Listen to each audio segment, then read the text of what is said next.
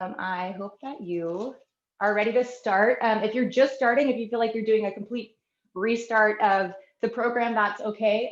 You can just pick up where you left off. So today we're going to go over a new movement. It's the butterfly movement. And I know this is probably something that you're familiar with or something that you've seen, maybe you've even done it before.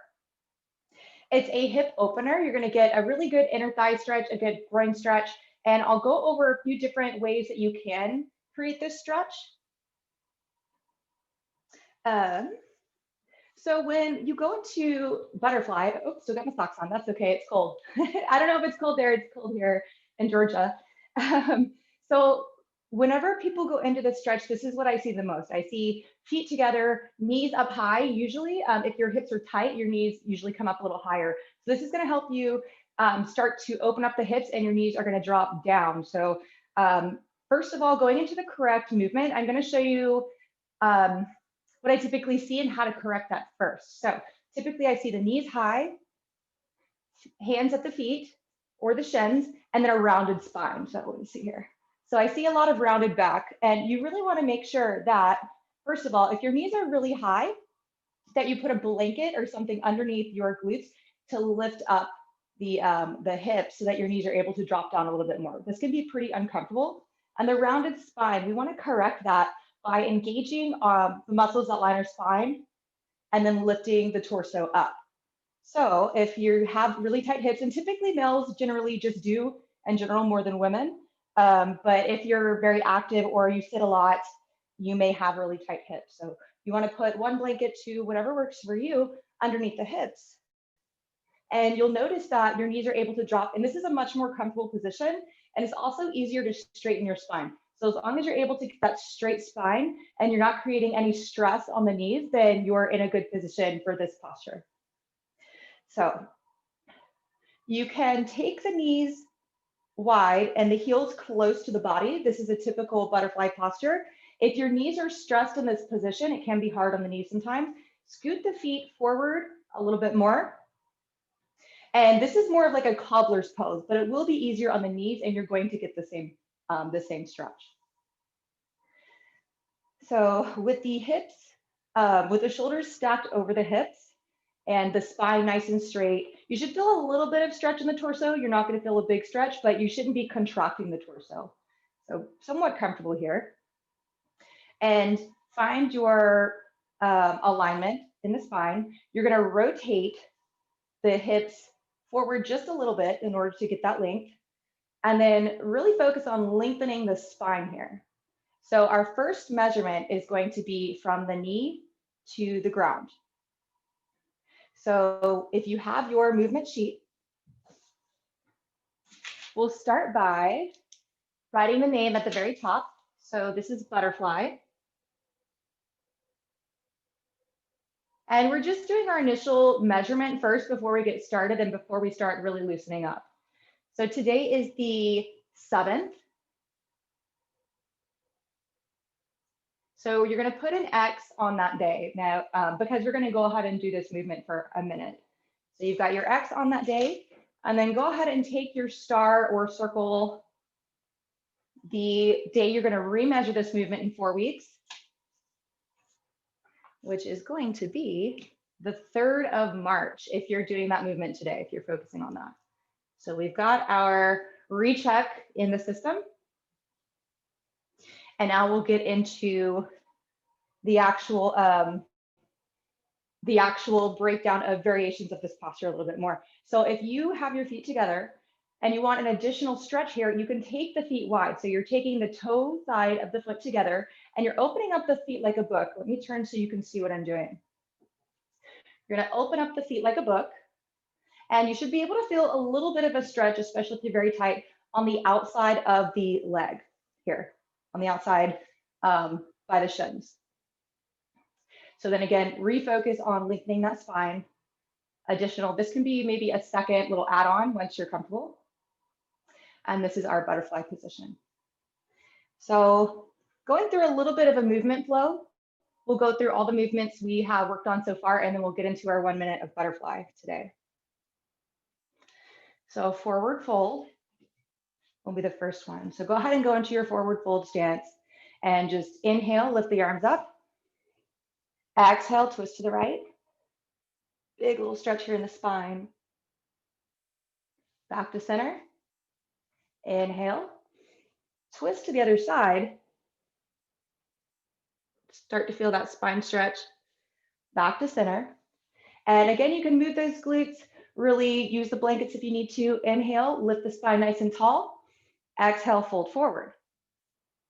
Again, grabbing those shins, grabbing those feet, whatever works best for you. And you can put the hands by the knees and bend at those elbows. Good, folding forward, really twisting or hinging those hips forward to help that spine. Nice flat spine. We'll come up, give it a few more seconds. Okay, go ahead and come up. Take the legs behind you. We're going into melting heart now. If you remember that, you can choose to keep the feet behind you. Knees are about hip distance. Hips are stacked over the knees, or you can drop into a child's pose. Hands come out in front of you, and then drop the chest down. And really start to open up, feel that opening in the chest. I'm gonna drop my hips down today because that's where I'm at today.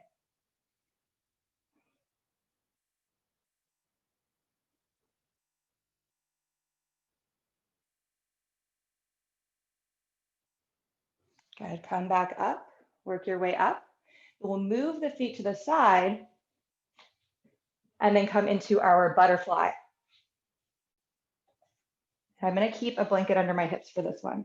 And if you're doing this practice in your own time, you will wanna spend a minute on each just to get your movements out of the way. And then you can mark them off. So feet are together, lift nice and tall, inhale, exhale, hinge forward. Make sure that spine is nice and flat. So you'll notice that whenever your spine is straight, you wanna make sure you have that straight spine first, you'll be able to hinge forward a little bit more. So rotating the thighs to the outside, choose if you decide to open up those feet like a book for that additional stretch. And again, if you feel any pain in the knee, just take those feet a little bit more forward. So we will stay here for another 45 seconds. We'll give our full minute in butterfly today, since it's our newest stretch. And use that breath. Make sure you've got the nice slow breath. Inhale, lengthen. Exhale, release.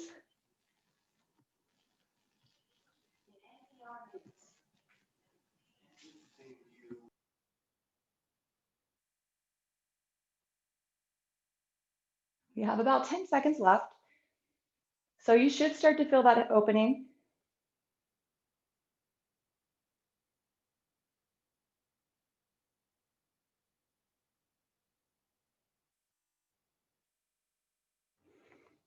And then go ahead and come out. Start by lifting the chest up, bring those knees together. You can windshield wiper the knees from side to side here at the end of our little movement series. So this hip opener is great for, any hip opener is really great for releasing emotional energy. It's a lot of emotional energy is trapped in the hips. So as frustrating as hip openers might feel, it's good to get that frustration out.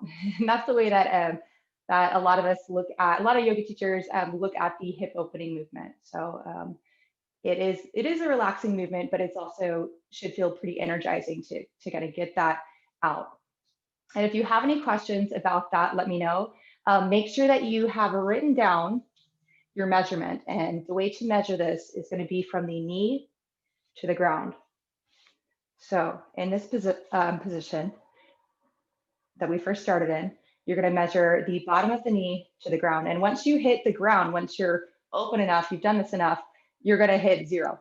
Your number should be 0. So it's not going to go beyond 0. But then you can focus on things like bringing the heels closer to you, maybe leaning the chest forward more. So eventually you'll be able to lean all the way down. Maybe you'll be able to touch your toes to your chest. And that might be a little further away, but you'll get there if you keep practicing this movement. So before you get into these, make sure that you mark down your starting movement. It's going to be that top square on your movement sheet. So I'm going to say, I already know mine. Just write that down, however many inches the bottom of your knee is to the ground.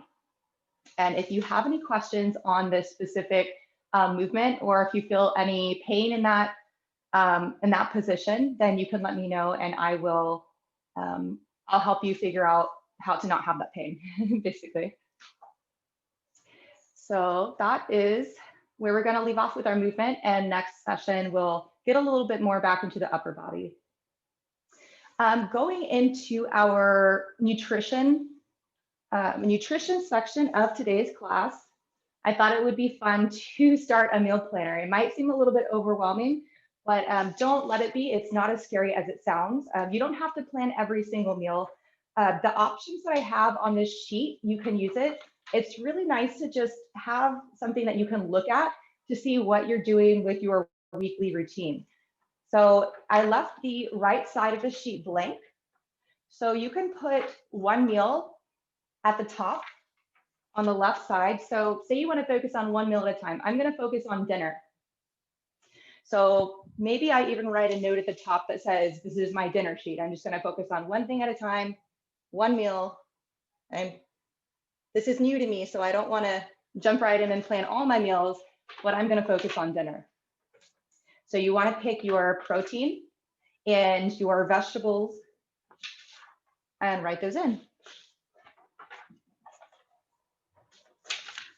So for example, you can write in maybe chicken.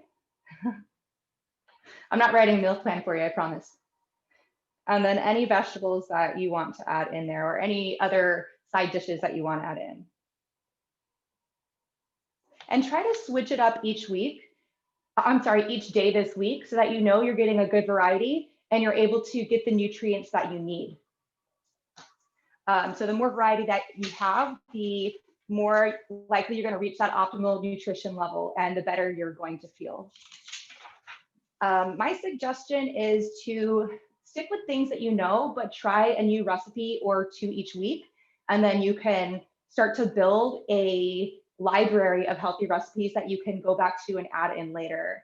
If you're like me, you don't like to cook, you can keep it really simple. So some tips for keeping that even more simple is going to be crock pot, instant pot.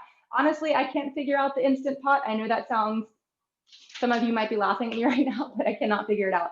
But a crock pot is, I can do a crock pot. So crock pot, instant pot, put everything in, and you've got your meal for the day, maybe 2 days. Another thing that you can do is make sure that you are, you're looking at the labels. So you want to look at the labels when you go out and you buy your side dishes, fruits, vegetables, anything that comes in a box. You want to read the labels. Maybe try to stay away from boxes, honestly, or packaged food, unless you really know what you're getting. This is really so that we're fighting the urge for temptation food, so that we don't go into the day thinking, oh man, what am I going to eat for dinner? Well, I'll just order pizza because I'm not sure what I'm doing today. This will prevent that from happening, hopefully. Another thing that you can do to save yourself some time and make this easier is focus on foods like stir fries, something where you have everything in a pan at once, just to make it simple. Pre-cut fruit and vegetables, it's kind of a luxury if you think about it, to go ahead and have those, but it's also a really big time saver. Let's take it out. So you'll be able to cut out that little bit of time on your busy schedule.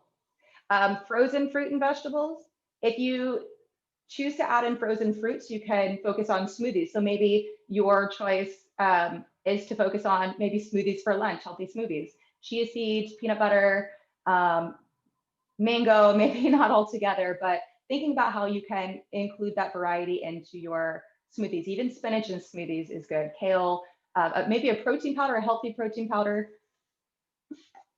if you choose to add protein that way.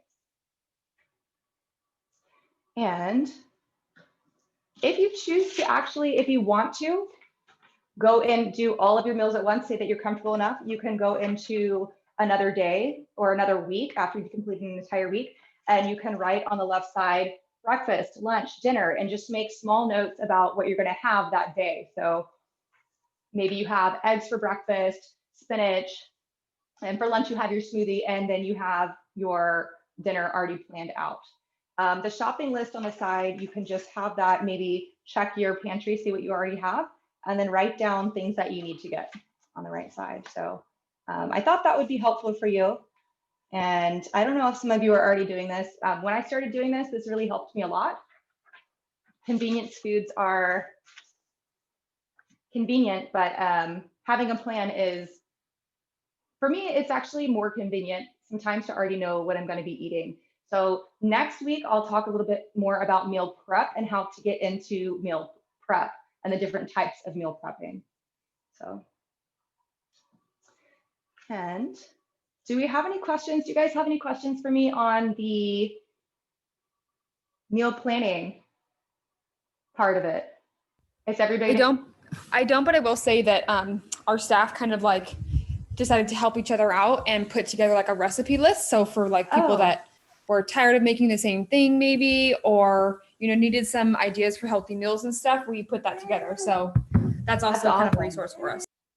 That's awesome. I do that with my friends too, honestly. It's you know, because I'm not a good cook, and it's great when you have friends that are good cooks and they can give you easy recipes to try. And it feels really good when you make something and it's healthy and you're like, wow, I can make that and it wasn't that hard. So that's pretty cool. I'm glad you guys are doing that. And moving into our mindfulness. So this is really fun. I really like this practice. It's again, it's something that has helped me and something that I recommend to people, especially if you have negative self-talk, if you are just not feeling in the best of moods. What I tend to do is write a positive note. And a lot of times, since it's just me and my dog, I'll write it to myself. And I don't feel bad about that. But sometimes, you know, when I was back in California with my friends, I'd write them to friends. And I have friends who will write them to each other if you're living in a household with someone. So maybe your spouse or your child, leaving even just a Post-it note that says, I hope you have an awesome day. You're the best. Anything like that, and just stick it somewhere that they're going to see is a great way to boost your serotonin. We give nothing away by sharing kindness, and it helps us feel better. It helps other people feel better. And it's just a great activity to start your day with like a gratefulness and a thank you and a positive just vibe. It just kind of changes your entire mood. So I do want to get into the different types of positive messages that you can choose to include in your activity this week. The first one is going to be a note to yourself, coworker, friend, loved one, spouse. And you can do that, again, I said with Post-it notes. You can do that through a written letter. You can do that through an email. So maybe make a choice on which one fits your lifestyle the best. So maybe if you're working remote and your coworker is in another state, a nice email would be a good fit. Maybe some snail mail even would be a nice change. When's the last time someone received a written letter from another human? It's been a while. It's been a while for me anyway. So when you do this, your body is releasing endorphins. You're going to boost your serotonin. And this is the same kind of release that you do get from exercise. And it's called a helper's high. So when you're choosing to give to someone and make them happy, you're also getting the natural benefits of that. In turn, that also increases your mood. It increases your productivity, and see how you feel in time. So see how you feel from the beginning of the week, and as you go on, see if your mood improves, if your people around you, their mood is improving because they're reflecting off of your energy.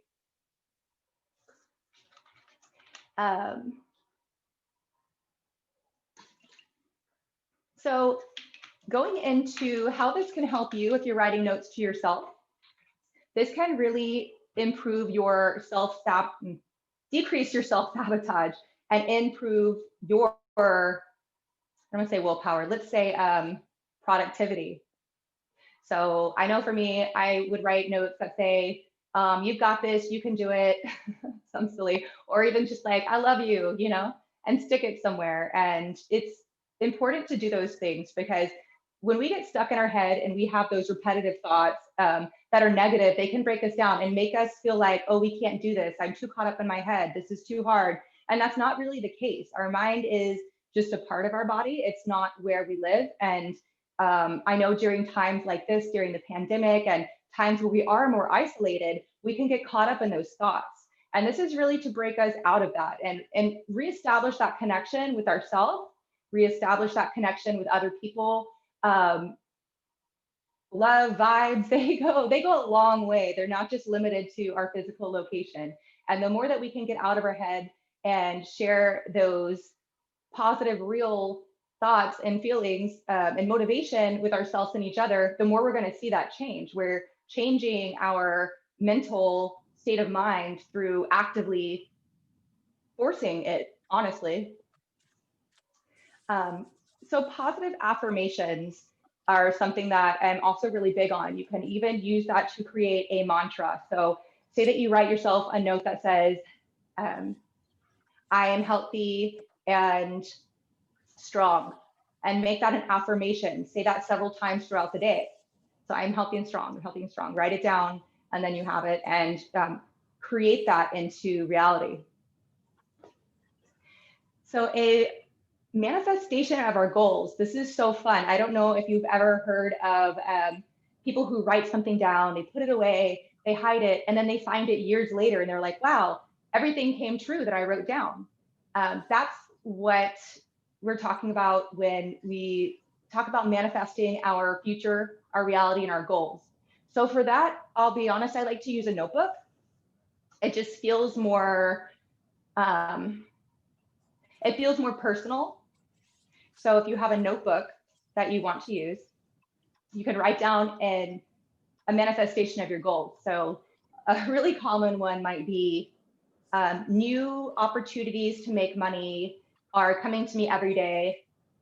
And I live a happy, healthy life. And I have now gotten a promotion and living my dream. So take that and modify it to how you want your life to be, and write that down, and then put it away. So the act of writing it down, we're creating that focus when we write it, right? And then when we close it and we put it away, we're going to almost channel our energy into that and our focus. And then now it's in our subconscious. So it's almost like making it official. This is my life plan. These are my goals. It's official. It's happening. So that's how that works. And you can choose to just do one of these each day. It's a lot to do all at once, or you can choose to do them all at once. Maybe you write a positive note to someone, you create an affirmation for yourself, and then you write down a goal.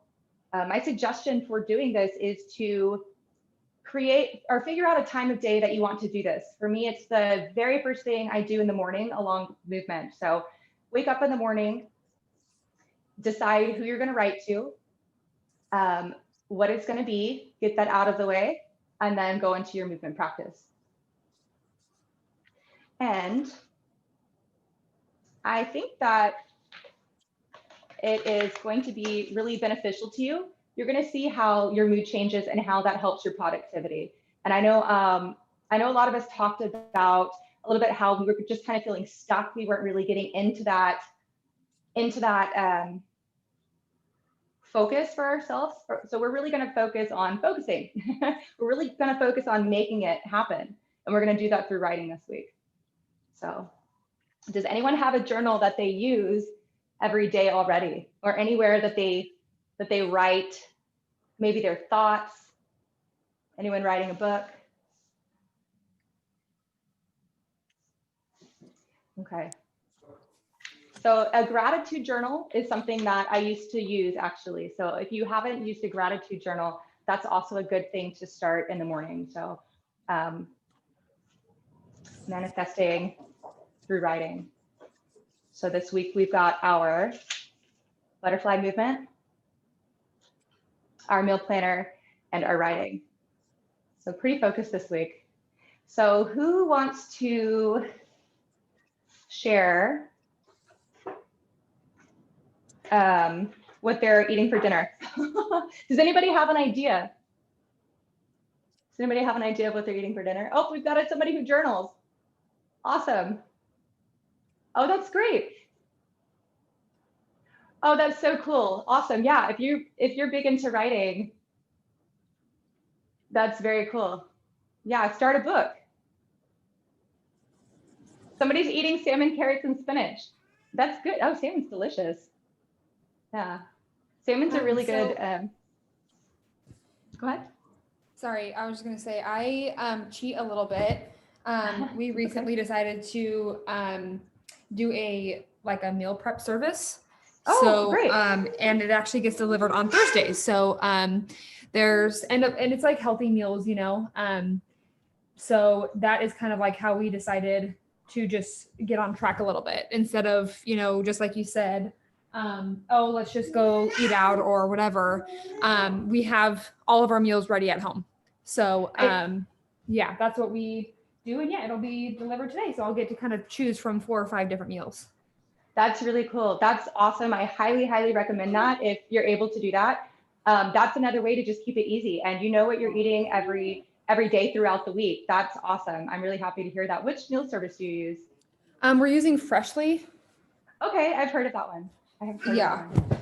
Yep. It's like, you know, having a baby, we both work full time, and it was always our excuse that we just didn't really have a lot of time to cook. And so that way we were, you know, there's no excuse now. Definitely. Yeah, that's awesome. I would love that. I tried one before. It's really great. I've actually gone to friends' houses and helped them and kind of snuck into their meal prep system. Also, it's really, you also learn new recipes that way when you're able to make it yourself. So then you can save that for later too. A little bit on healthy fats. I do want to touch on that. Think not broccoli. I'm looking at the word broccoli, so I said broccoli. Think nuts, peanut butter, avocado, those type of healthy fats. If you're going to use olive oil, try to stick with an extra virgin olive oil, avocado oil. Pay attention to the heating temperatures that you use to heat up your food with. So if it's like a lower temperature, just try to keep it a little bit lower, so it doesn't alter the chemical, alter the way that the oil, the fats in the oil. So I have a quick question in regards to that. So what is an alternative to using olive oil? An alternative to using olive oil. That's so tricky because I've used avocado oil personally. I do cook my foods at a lower temperature because of that. I would say an olive oil. I don't think that there's anything that horribly wrong with an olive oil as long as you're not eating a ton of it. And to be honest with you, avocado oil is a little bit better, but it's not that horrible for you. I would say, yeah, avocado oil really is a good one. I was going to say I use the extra virgin olive oil, or, you know, prior to getting meal prep. And I always wondered like kind of if I had like a healthier option that I could use. So thank you. You know, you're welcome. Somebody wrote sunflower oil, actually. I have not actually tried sunflower oil, but I think I might actually look into that a little bit more. So, yeah. Yeah, we'll try to, you know, I'll look into that, and I'm going to look into that. You're looking for specifically for an oil, right? Coconut oil is great. Coconut oil is great, actually. I do use coconut oil a lot too. And does anybody, I'll actually use coconut oil on my teeth. I don't know if anybody does that as well. Coconut oil is actually really good for you. That was a good call. So I'm going to leave it there today. If you have any questions, please reach out to me. If you have any questions, I'm more than happy to help you, and I want to see you succeed. Thank you so much, Candace. And just to let you You're know, We just got our wellness workbooks printed by our printing vendor. And so we are sending out the printed version of the workbook to those that asked. Obviously, we didn't want to waste paper on those that said that they would just use the PDF version, but there was quite a few that wanted the printed. So that's going to be sent out this week. Okay, great. Awesome. I'm excited for you guys. That's going to be fun. All right. Well, I hope you have a wonderful week and I will see you next week. All right. Thank you, Candace. Bye. Thank you.